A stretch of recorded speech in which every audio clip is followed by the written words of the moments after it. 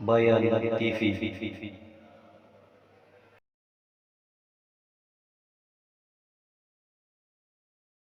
Assalamualaikum warahmatullahi wabarakatuh.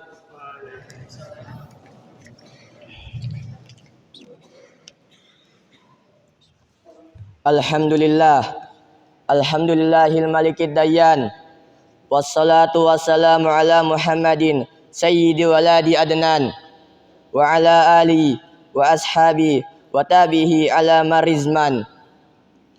Wa asyhadu an la ilaha illallah wahdahu la syarikalah wa asyhadu anna Muhammadan abduhu wa rasuluh allazi kana khuluquhul Qur'an. Amma ba'd. Faya ayyuhal hadirun ittaqullaha haqqa tuqatih wa la tamutunna illa wa antum muslimun. Qala Allah ta'ala fil Qur'anil azim. A'udzu billahi minasyaitonir rajim. Ya ayyuhan nasu taqu rabbukum allazi khalaqakum min nafsin wahidah wa khalaqa minha zawjaha wa bassa minhuma rijalan katsiran wa nisaa'a wattaqullaha allazi tasaaluna bihi wal arham innallaha kana 'alaikum raqiba. Amma ba'd. Ma'asyiral muslimin rahimani wa rahimakumullah. Segala puji bagi Allah, pemberi segala macam nikmat kepada kita sekalian, yang memerintahkan kita untuk bersyukur kepadanya dengan bertakwa. Salawat dan salam semoga tercurah pada suri tauladan kita, yaitu Nabi Muhammad sallallahu alaihi wasallam. Di khutbah Jumat kali ini, khatib ingin ingatkan kepada para jemaah sekalian mengenai firman Allah, yaitu Ya ayyuhallazina amanu qu anfusakum wa ahlikum nara. Hai orang-orang yang beriman, peliharalah dirimu dan keluargamu dari api neraka. Al-Quran Surah At-Tahrim ayat 6. Ali bin Abi Thalib radhiyallahu anhu berkata mengenai ayat tersebut, Adibuhum allimuhum. Ajarilah adab dan agama kepada mereka. Ad-Dahhak Tamakati rahimahullah berkata, Haqqun 'alal muslimi an yu'allimu ahlah min qurabatihi wa imahi wa abidih ma faradallahu alaihim wa ma nahahumullahu an. Seorang muslim wajib mengajarkan kewajiban kepada Allah dan mengingatkan larangannya kepada kerabat, budak wanita dan budak laki-lakinya. Tafsir Al-Quran Al-Azim karya Ibnu Katsir rahimahullah. Tentu kewajiban yang mesti kita ingatkan adalah untuk beriman dan mentauhidkan Allah. Di samping itu, kepala keluarga mesti menjalankan salat dan mengajak keluarga kita juga untuk salat. Allah Ta'ala berfirman, Wazkur fil kitabi Ismaila innahu kana shadiqal wa'di wa kana rasulan nabiyya wa kana ya'muru ahlahu bis salati waz zakati wa kana inda rabbih mardiyya. Dan ceritakanlah hai Muhammad kepada mereka kisah Ismail yang tersebut di dalam Al-Quran. Sesungguhnya ia adalah seorang yang benar janjinya, dan dia adalah seorang rasul dan nabi, dan dia menyuruh keluarganya untuk salat, menunaikan zakat, dan ia adalah seorang yang diridai di sisi Rabb-Nya. Al-Quran Surah Maryam ayat 54 hingga 55. Kepala keluarga hendaklah juga menjaga anggota keluarga dari berbagai maksiat. Sifat suami yang baik adalah bertanggung jawab pada anggota keluarganya, karena ia akan dimintai pertanggungjawaban pada hari kiamat kelak.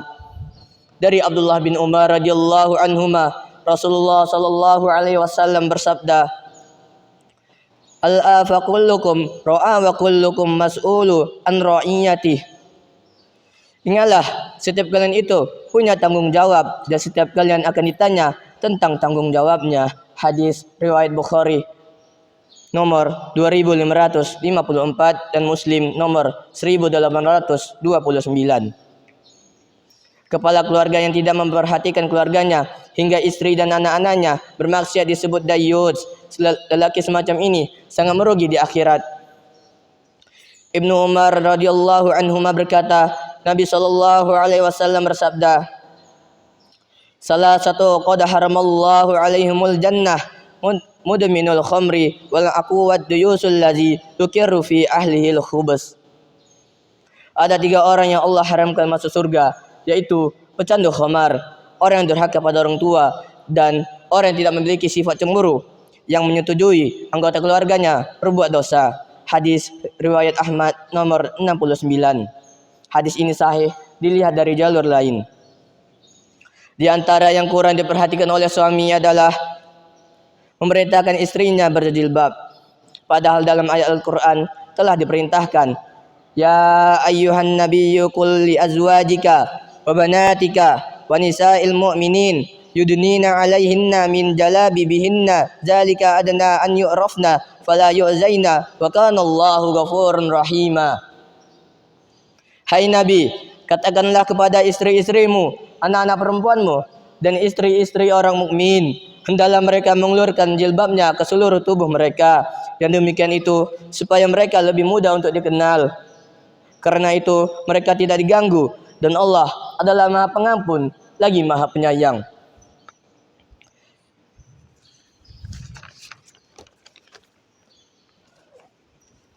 Wa qulil mu'minati yaghdudna min absarihinna wa yahfazna furujahunna wa la yubdina zinatuhanna illa zahara minha. Katakanlah kepada wanita yang beriman, hendaklah mereka menahan pandangannya dan kemaluannya, dan janganlah mereka menampakkan perhiasannya kecuali yang biasa tampak daripadanya. Al-Quran Surah An-Nur ayat 31. Keterangan mengenai Surah An-Nur ayat 31. Silakan dengar perkataan ulama Safiyah berikut ini. Imam Ibrahim bin Ahmad Al-Bajuri rahimahullah mengatakan, para ulama sepakat bahwa dilarang wanita membuka wajahnya. Memandang wanita dapat membangkitkan syahwat dan menimbulkan godaan. Yang baik dalam syariat ini adalah nutup jalan agar tidak terjerumus dalam keharuman. Sebagaimana berdua-duaan dengan yang bukan mahram juga dilarang karena menutup jalan agar tidak terjerumus dalam yang haram yang lebih parah. Namun ulama Safiyah lainnya berpandangan bahwa membuka wajah tidaklah haram karena hal itu masih dalam masuk ayat. Dan janganlah mereka menampakkan perhiasannya kecuali yang biasa tampak daripadanya. Yang dimaksudkan yang boleh ditampakkan adalah wajah dan telapak tangan. Menurut ulama yang lain, adapun yang menjadi pendapat resmi mazhab, yaitu pendapat mu'tamad, adalah pendapat yang mengatakan bahwa wajah itu ditutup, terkhusus lagi zaman ini dengan banyak wanita yang keluar di berbagai jalan dan pasar. Namun taklid pada pendapat kedua yang membolehkan membuka wajah tak masalah. Hasyiah Al-Bajuri nomor 332 hingga 333. Kalau kita memakai pendapat kedua yang membolehkan membuka wajah dan telapak tangan, berarti rambut kepala dan leher tak boleh terlihat. Ancaman bagi wanita yang membuka aurat di antara bentuknya berpakaian tetapi telanjang, sebagaimana disebutkan dalam hadis.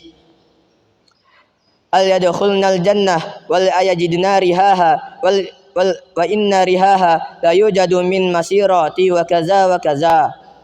Wanita seperti itu tidak akan masuk surga dan tidak akan mencium baunya, padahal baunya dapat tercium dari jarak sekian dan sekian. Hadis riwayat Muslim nomor 2128. Kesimpulan dari hadis yang di atas, jangan sampai kita membiarkan istri, anak-anak putra dan anak-anak putri kita bermaksiat. Marilah mengajak mereka untuk salat dan mengenakan jilbab, yaitu berpakaian yang menutupi aurat. Semoga Allah memasukkan kita semua ke dalam surga dan dijauhkan dari siksa neraka. Semoga Allah beri taufik dan hidayah kepada kita semua. Aku qouli hadza wa astaghfirullah wa lakum fastaghfiruh innahu huwal ghafurur rahim.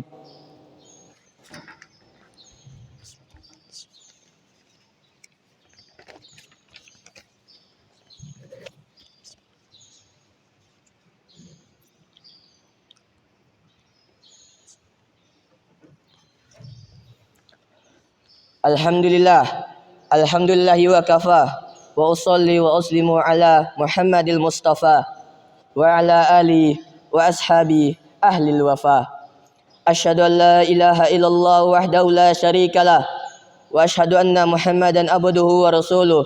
أما بعد، فيا أيها المسلمون، أوصيكم ونفسي بتقوى الله العلي العظيم، واعلموا أن الله أمركم بأمر عظيم، أمركم بالصلاة والسلام على نبيه الكريم،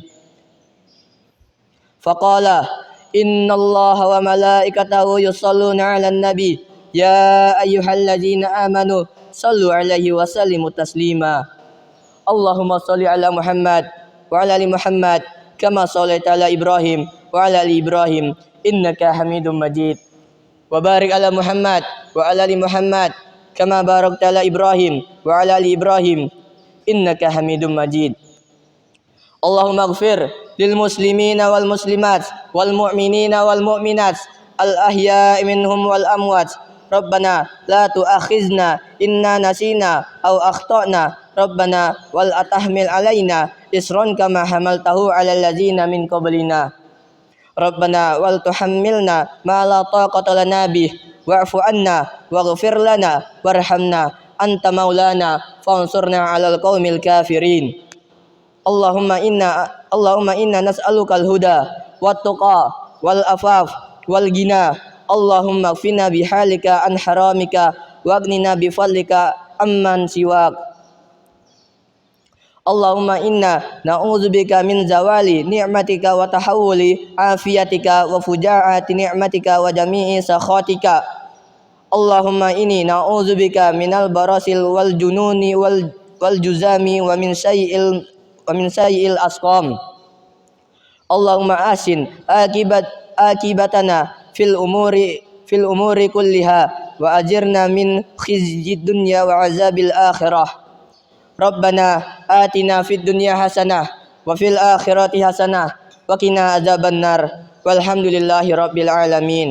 عباد الله، إن الله يأمر بالعدل والإحسان وإيتاء ذي القربى ينهى عن الفحشاء والمنكر والبغي يعظكم لعلكم تذكرون. فاذكروا الله العظيم يذكركم ولذكر الله أكبر. أقيموا الصلاة. Bayan TV.